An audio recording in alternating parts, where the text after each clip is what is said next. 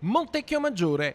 Un video mostra una pattuglia della polizia locale dei Castelli che, inseguendo un personaggio sospettato di essere coinvolto nello spaccio di droga, perde il controllo dell'auto e finisce fuori strada. Il filmato finisce sui social, ricevendo centinaia di visualizzazioni e decine di commenti, tra cui alcuni denigratori e ingiuriosi nei confronti degli agenti.